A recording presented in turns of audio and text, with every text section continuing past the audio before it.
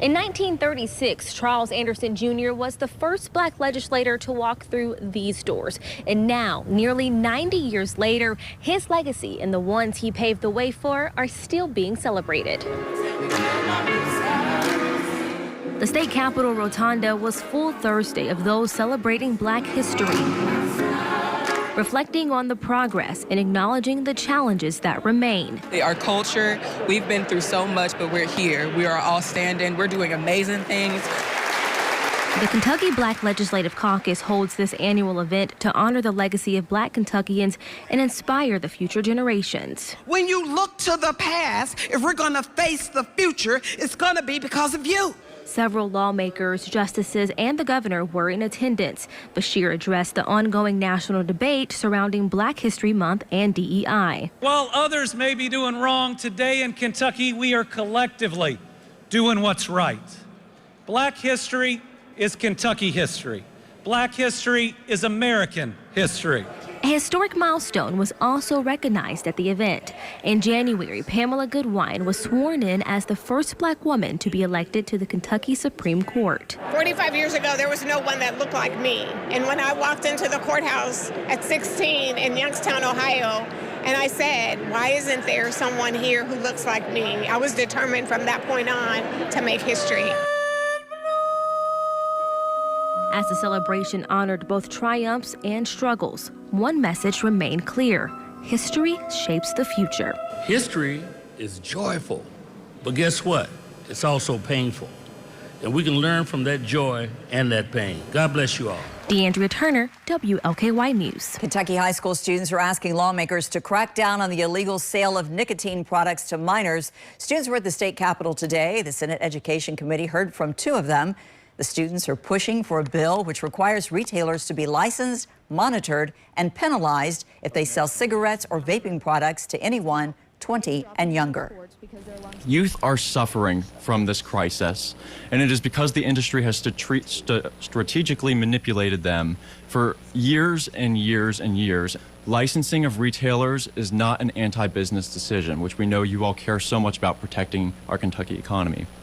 It is an opportunity to protect public health, to protect the public health of our youngest generation. Lawmakers on the committee voiced support for the cause. Lebanon's Senator Jimmy Higdon indicated a bill could soon be introduced. Shining a new light on West Louisville. Talk to the artist behind the unique project in the Portland neighborhood. Next on the News at 6.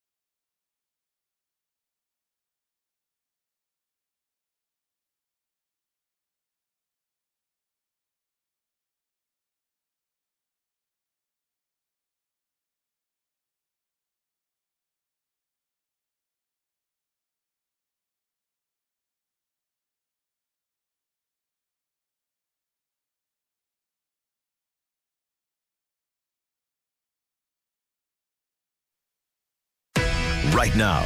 This is WLKY News at 6. The Portland neighborhood hopes to draw more people in with a new art installation. WLKY's Megan Matthews spoke with the artist behind the creation about what this could mean for the community. This is just one of the many pieces of Portland's newest art installation, and as you can see, it's pretty big. It's bigger than myself.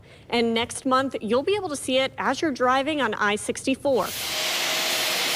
Louisville Visual Art and Rockerbilt have been working on a project for the Portland neighborhood, hoping to shine a light on the community, literally. That there is a lot of art happening here, and there is a big community of artists. I think it's a big symbol for that for me. For over a year, Juliet Taylor, a Louisville artist with Rockerbilt, has been working on Spark. The more than 40-foot stainless steel installation will be featured outside of the Louisville Visual Art Building. I think it'll be something strange that catches people's eye, and probably some people will look it up and be like, what is that?